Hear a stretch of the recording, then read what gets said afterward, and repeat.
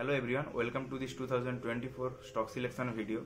তো আজকের ভিডিওতে আমি স্পেশালি দুটো সেক্টর নিয়ে আলোচনা করব। তো এই দুটো সেক্টরের মধ্যে থেকে দুটি টোটাল 4টা স্টক আপনাদের টেকনিক্যাল অ্যানালাইসিস করে ডিপে আপনাদের বুঝিয়ে দেবো, ঠিক আছে?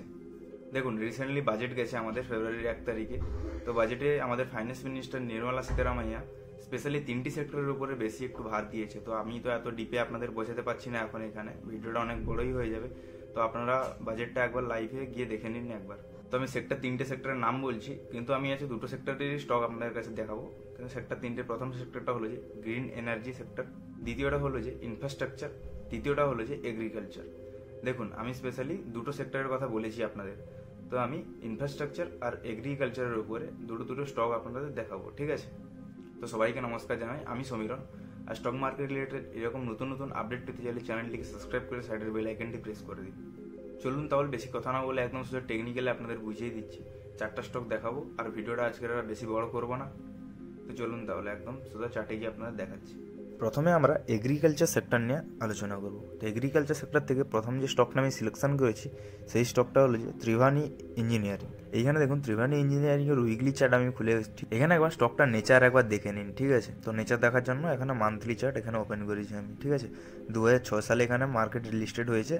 লিস্টেড হওয়ার পরে দেখুন একটা হাই বানালো, হাই বানিয়ে আবার কনসোলিডেশন জোন হইলো। কনসোলিডেশন জোনের পরে আবার দেখুন মুভিং অ্যাভারেজকে ব্রেক করে আবার সাপোর্ট নিয়ে কিন্তু আবার উপরে দিয়ে গিয়েছিল। তারপরে আবার মুভিং অ্যাভারেজের কাছে এসে কনসোলিডেশন করলো। তারপরে দেখুন রিসেন্ট 2021 সালে মার্চ মাসে স্টকটা বেরোলো, একটা ভালো পার্সেন্টেজে রিটার্ন দিয়েছে। তো স্টকটা দারুণ একটা স্টক, ফান্ডামেন্টাল আমি দেখেছি, ভালো স্টক, ঠিক আছে? এবার এখানে আপনাদের এন্ট্রি আমি বলে দিচ্ছি। এবার একটু লং টার্মের জন্য যখনই ইনভেস্টমেন্ট করবেন উইকলি চার্ট দেখবেন সবসময়ের জন্য। তো এখানে এন্ট্রি কোথায় হবে আপনাদের? এন্ট্রি দেখুন 45 মুভিং অ্যাভারেজের কাছে সাপোর্ট নিয়েছে, নেওয়ার পরে দেখুন এইখানে একটা গ্রিন ক্যান্ডেল তৈরি করেছে, ঠিক আছে? এখানে মুভিং অ্যাভারেজের কাছে আপনার স্টপ লস থাকবে, এন্ট্রি হবে 337 টাকাতে। আর আপনার টার্গেট, বর্তমান টার্গেট হবে 400 টাকাতে, ফার্স্ট টার্গেট থাকবে, তারপরে টার্গেট হবে 500 টাকাতে, ঠিক আছে? নেক্সট স্টকটা হলো যে শ্রী রানুকা সুগার। স্টকটার প্রাইস খুবই কম, 50 টাকাতে এখানে ট্রেড করছে বর্তমানে। তো প্রথমে আমরা কি দেখবো? নেচার দেখবো প্রথমে সর্বপ্রথম। আর সবসময় বলছি, যখনই কোনো টেকনিক্যাল অ্যানালাইসিস করবেন প্রথমে স্টকের হিস্ট্রি দেখবেন, মানে পেছনের থেকে কীরকম সে পারফরমেন্স করেছে না করেছে। কিন্তু সর্বপ্রথম এটা মেন জিনিস দেখার, যে হিস্ট্রি কীরকম। ফান্ডামেন্টাল অবশ্যই দেখতে হবে, আর টেকনিক্যালি যেটা দেখার জিনিস সেটাই হলো যে হিস্ট্রি চেক করা। এটাও দেখুন 2006 সালে লিস্টেড হয়েছে। লিস্টেড হওয়ার পরে হায়ার হাই বলে একটা হাই বানিয়েছিল 120 টাকাতে। তারপর আবার দেখুন লোয়ার লো ফরমেশনে অনেকটা বছর এখানে কনসোলিডেশন করলো, অনেকটা বছর। এখানে আমি মেজার স্কেলে দেখিয়ে দিচ্ছি প্রায় কত বছর, 2011 সাল থেকে 2021, 10 বছর, প্রায় 10 বছরই এখানে স্টকটা কনসোলিডেশন করলো। তারপরে দেখুন ব্রেক দিয়েছে, সবে রিসেন্টলি ব্রেক দিয়েছে 21 সালে। তারপরে দেখুন এখন এখানে কাছাকাছি একটা হায়ার হাই ফরমেশনের দিকে ওপরের দিকে যাচ্ছে। তো এবারে এন্ট্রি আপনাদের দেখিয়ে দিচ্ছি কোথায় হবে। এন্ট্রি হবে আপনাদের 50 টাকায় এন্ট্রি হবে, 45 টাকাতে আপনাদের স্টপ লস থাকবে। ফার্স্ট টার্গেট হবে আপনাদের 70 টাকাতে, নেক্সট টার্গেট হবে 120 টাকাতে। কারণ কেন 120 টাকা? দেখুন, প্রথমে একটা অল টাইম হাই বানিয়েছিল, তো এই কারণেই 120 টাকাতেই আমি ফাইনাল টার্গেট রাখলাম।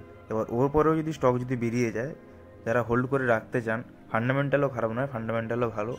কারণ দেখুন এখন গভর্নমেন্ট সবে বাজেট এসেছে, বাজেটে বলেছে আরও ফিউচারে 6-7 মাস যাক, আরও স্টকে এখানে আপনারা অনেকটাই আপ ট্রেন্ড দেখতে পাবেন। এগ্রিকালচার থেকে আপনাদের দুটো স্টক দেখিয়ে দিলাম, এবারে ইনফ্রাস্ট্রাকচার থেকে দুটো স্টক দেখাচ্ছি।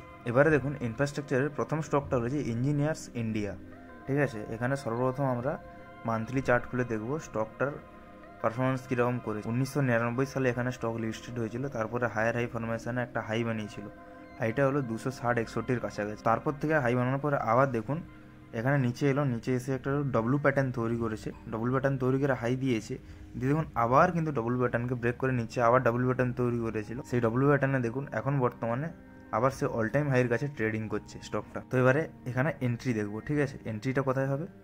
এখানে আপনাদের এন্ট্রি হবে, এখানে আপনাদের এন্ট্রি কোথায় হবে? 255-তে হবে। আর স্টপ লস রাখবেন কোথায়?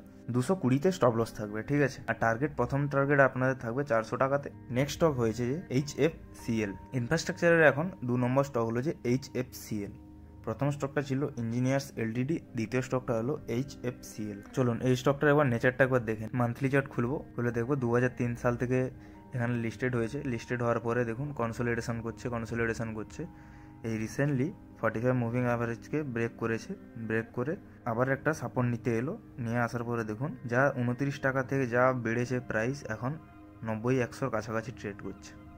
ঠিক আছে, তো এখন দেখুন বর্তমানে সেম সিচুয়েশান, এখানে কনসোলিডেশন জোন একটা তৈরি করেছে, এখানে আমি box pattern consolidation zone break করেছে, ব্রেক করে দেখুন রেড ক্যান্ডেল তৈরি করতে পারে। ভালোভাবে ক্লিয়ারলি দেখার জন্য উইকলি চার্ট ওপেন করুন। এখানে আমাদের প্রপার এন্ট্রি হবে কোথায়, 90 টাকাতে আমাদের এন্ট্রি হবে, স্টপ লস থাকবে 70 টাকাতে, টার্গেট এখানে থাকবে আপনাদের ফার্স্ট টার্গেট থাকবে 180 টাকাতে থাকবে ফার্স্ট টার্গেট, দ্বিতীয় টার্গেট থাকবে যে 250 টাকাতে। তো আপাতত এই চারটা স্টক আপনারা নিজেরা অ্যানালাইসিস করুন। ফান্ডামেন্টাল খুবই সুন্দর আছে, তাছাড়াও এদের বিজনেস মডেলও খুবই স্ট্রং, তাছাড়াও সরকার পেছন থেকে ব্যাকআপ দিচ্ছে। তো ভিডিওটা না যদি বুঝতে পারেন তাহলে অবশ্যই কমেন্ট করুন, আর ভিডিওটা যদি ভালো লেগে থাকে লাইক কমেন্ট শেয়ার অবশ্যই করুন। ধন্যবাদ, সবাই ভালো থাকবেন, সুস্থ থাকবেন।